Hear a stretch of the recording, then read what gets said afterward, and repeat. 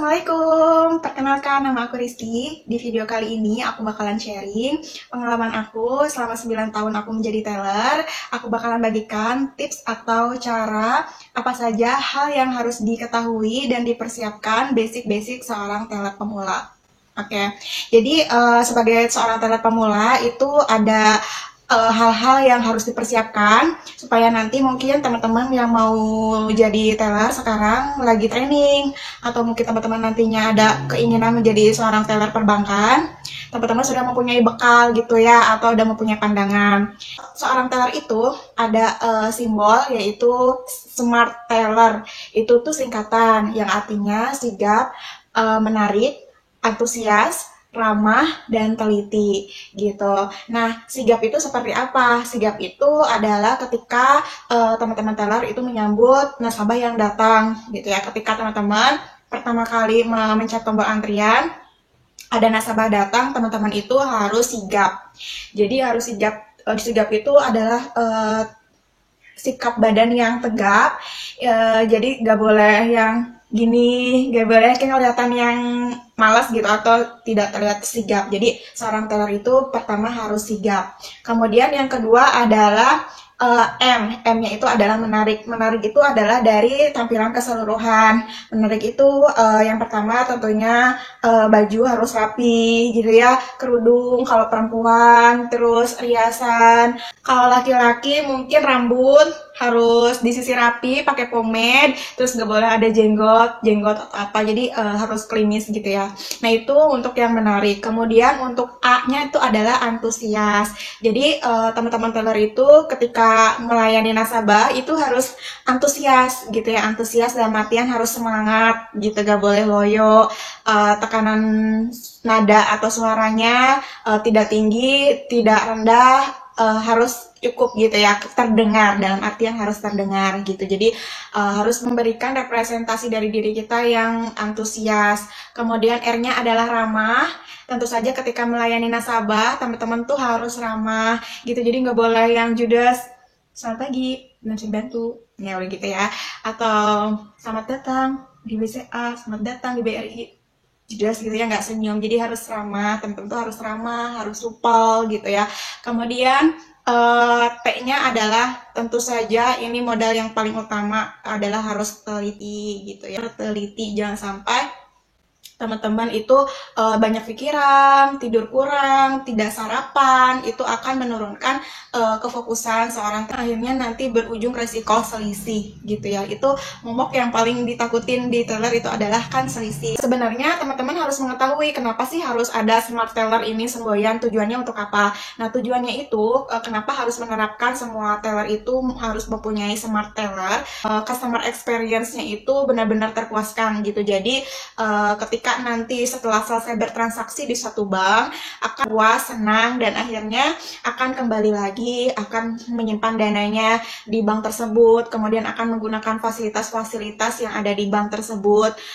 Tujuannya seperti itu, yang akhirnya nanti akan mendapatkan profit yang memuaskan untuk perusahaan perbankannya. Jadi itu kita sebagai frontliner atau garda terdepan di pelayanan perbankan, tentunya modal yang harus dipersiapkan adalah yaitu supaya nasabah itu terpuaskan. Yang kedua adalah teman-teman harus bisa memberikan smart solution. Jadi harus bisa memberikan solusi-solusi dari nasabah gitu ya. Misalkan ketika bertransaksi, walaupun kita tidak seorang teller itu bukan customer service, tapi setidaknya sebagai teller teman-teman itu harus tahu apa-apa saja hal terpenting tentang produk-produk perbankan. Karena ketika nanti ada nasabah yang bertanya di teller, jangan sampai kalian itu tidak mengetahui gitu produk-produk. Nah, teman-teman harus bisa memberikan solusi yang tepat atau solusi yang terbaik untuk nasabah yang bertanya. Jadi jangan terkesan ketika bertanya, oh nanti ya saya tanyakan dulu, oh kurang tahu. Nah, itu diusahakan tidak seperti itu gitu. Teman-teman, aku akan memberi contoh ketika setelah selesai penyambutan, teman-teman. Jadi apabila ada nasabah akan bertransaksi setoran, transfer, bawa uang, contoh nih, bawa uang dan sisanya dari rekening tabungannya dia. Contoh, nasabah akan bertransaksi transfer 100 juta, bawa uangnya 65 juta, sisanya 35 jutanya lagi adalah dari rekening. Nah, teman-teman jangan bingung harus gimana dulu ya, nggak apa-apa. Yang pertama itu harus lihat dulu slip tellernya, slip setorannya. Itu disamakan dulu nama, nomor rekening, nama pengirim, tanggal, terbilang, atau kita sebutnya kalau di teller tang nona nobita gitu. Kemudian setelah teman-teman konfirmasi atau periksa slip setoran, itu teman-teman harus terima dulu uangnya. Uangnya misalkan di slip setorannya 65 juta. Teman-teman harus fokus satu-satu, jangan grogi gitu ya. Tenang, tetap tenang. Terima dulu uangnya. Skill menghitung uangnya nih 65 juta yang sudah aku bagikan di video sebelumnya, yaitu di global dulu, kemudian sudah di global dihitung rinci satu persatu gitu ya. Terus nanti ada rumus-rumusnya tuh, rumus-rumus menghitung uang gepokan yang nanti akan diajari di training itu yang 3031. Nanti akan aku ada di video selanjutnya lah ya. Terus cara yang di kompet-kompet itu ada rumusnya. Misalkan kalau satu kompet 1 juta, 3 kalau angka 10.000 atau 100 ribuan itu 3 kali 1. Kalau yang 2 ribuan 6 kali, sisa 1 di kompet 1 atau 62. Nah, ada rumus-rumus seperti itu harus dihafalkan dan harus hafal dulu. Supaya apa? Supaya tidak selisih gitu. Nah, kemudian setelah uangnya sudah betul, kan ada di atas, itu jangan dikebawahkan dulu gitu. Nanti kalau sudah betul, konfirmasi ke nasabahnya, ibu bapak sudah betul ya uangnya sekian gitu, baru dikebawahkan. Nah, setelah dikebawahkan, nah teman-teman jangan bingung harus ngapain nih gitu. Teman-teman harus sudah tahu apa yang harus dilakukan di awal. Berarti terima uangnya dulu. Setelah uangnya benar 65 juta, sisanya adalah 35 juta. Berarti ya 35 jutanya adalah di rekening tabungan. Setelah dibereskan uangnya, berarti sekarang tinggal debit 35 jutanya dari rekening tabungannya.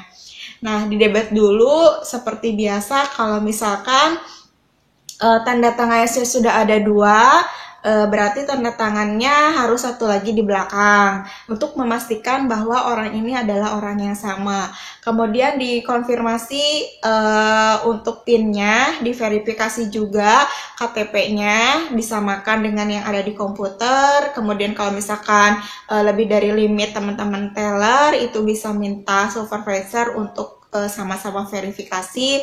Kemudian di debit, sudah berhasil di debit, dicetak tabungannya kalau nasabahnya bawa tabungan, kemudian dikembalikan. Setelah itu barulah di input setorannya senominal 100 juta. Jadi saya simpulkan, yang pertama adalah penerimaannya dulu, uangnya, setelah beres baru pendebitan, setelah pendebitan baru disetorkan. Jangan sekali-kali menyetorkan dulu sebelum uangnya betul yang diterima fisik, kemudian belum didebet dulu yang sisanya. Jadi semuanya itu harus tenang, teman-teman harus santai, jangan grogi gitu, jangan lupa berdoa dulu.